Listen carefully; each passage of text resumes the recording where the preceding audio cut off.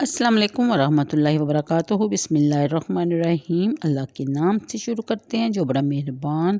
اور نہایت رحم کرنے والا ہے۔ پارہ نمبر 18 سورہ نور کی آیت نمبر 5، جس میں ذکر فرمایا گیا ہے کہ وہ جو اپنی عورتوں کو عیب لگاتے ہیں، یعنی کہ جن کے پاس ان کے سوا کوئی گواہ نہیں ہے کہ وہ اپنی عورتوں کو زنا کرتے انہوں نے دیکھا، لیکن ان کے پاس کوئی گواہ نہیں ہے، ان کے بارے میں حکم آتا ہے کہ اگر ان کے پاس گواہ نہ ہوں تو ایسے کسی کی گواہی یہ ہے کہ 4 بار گواہی دے اللہ کے نام سے کہ وہ سچا ہے، اور 5ویں بار یوں کہے کہ اللہ کی لعنت ہو اس پر اگر وہ جھوٹا ہے۔ اور اسی طرح اگر عورت کے پاس کوئی گواہ نہیں، وہ اپنے مرد کو، یعنی کہ اس کا مرد اس پر جھوٹا الزام لگا رہا ہے اور وہ یہی 4 بار کہے کہ مرد جھوٹا ہے، اور 5ویں بار وہ یوں کہے کہ عورت پر اللہ کا عذاب نازل ہو اگر مرد سچا ہے، تو اس طرح اللہ کا فضل اور اس کی رحمت اگر تم پر نہ ہوتی تو یہ کہ اللہ توبہ قبول فرماتا ہے، حکمت والا ہے، تو تمہارا پردہ کھول دیتا ہے۔ بے شک وہ یہ کہ بڑا بہتان لائے ہیں، تم میں ایک جماعت ہے۔ پھر بیان کیا جاتا ہے اسے اپنے لیے برا نہ سمجھو بلکہ وہ تمہارے لیے بہتر ہے۔ ان میں سے ہر شخص کے لیے وہ گناہ جو اس نے کمایا، اور وہ ان میں وہ جس نے سب سے بڑا حصہ لیا، اس کے لیے بڑا عذاب ہے۔ پھر بیان فرمایا جاتا ہے کہ ان آیات سے چند مسائل ثابت ہوئے۔ مسئلہ، جو شخص کسی پارسا مرد یا عورت کو زنا کی تہمت لگائے اور اس پر 4 معائنہ کے گواہ پیش نہ کر سکے تو اس پر حد واجب ہو جاتی ہے، اور 80 کوڑے آیت میں محصنات کا لفظ خصوص واقعہ کس باب سے وارد ہوا، یا اس لیے کہ عورتوں کو تہمت لگانا کثیر الوقوع ہے مسئلہ، اور ایسے لوگ جو زنا کی تہمت میں سزا یاب ہوں، ان پر حد جاری ہو چکی ہو،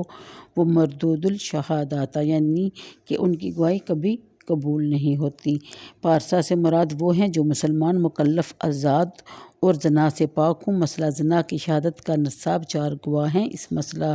سے حد قذف مطالبہ پر مشروط ہے جس پر تہمت لگائی گئی ہو، اگر وہ مطالبہ نہ کرے تو قاضی پر حد قائم کرنا لازم نہیں۔ مسئلہ مطالبہ کا حق اسی کو ہے جس پر تہمت لگائی گئی ہو، اگر وہ زندہ ہو، اور اگر وہ مر گیا تو اس کے بیٹے پوتے کو بھی ہے۔ مسئلہ غلام اپنے مولا پر اور بیٹا باپ پر قذف، یعنی اپنی ماں پر زنا کی تہمت لگانے کا دعویٰ نہیں کر سکتا۔ مسئلہ قذف کے الفاظ یہ ہیں کہ وہ صراحتاً کسی کو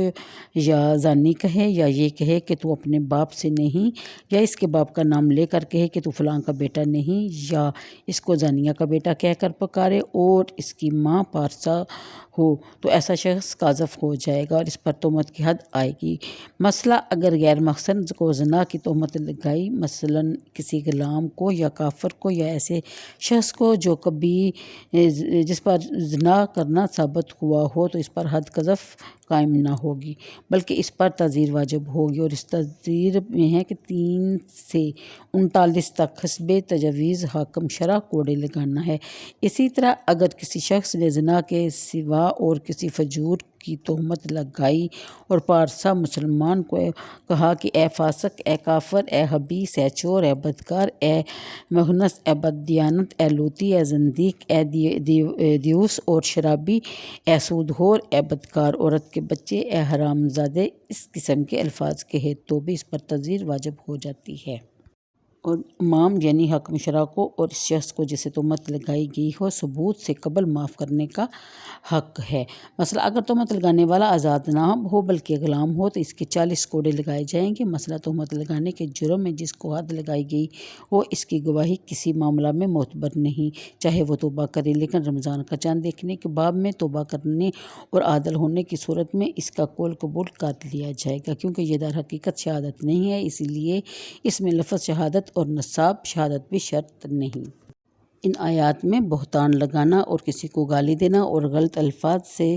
کسی کو پکارنا انتہائی طور پر منع فرمایا گیا ہے، اور ہم کیسے ہر وقت ایک دوسرے پر الزام تراشی کرتے رہتے ہیں بنا دیکھے اور بنا سوچے سمجھے، ہم ہر ایک پر الزام لگانا اپنا فرض سمجھتے ہیں۔ اللہ تعالیٰ کی پناہ۔ اللہ حافظ۔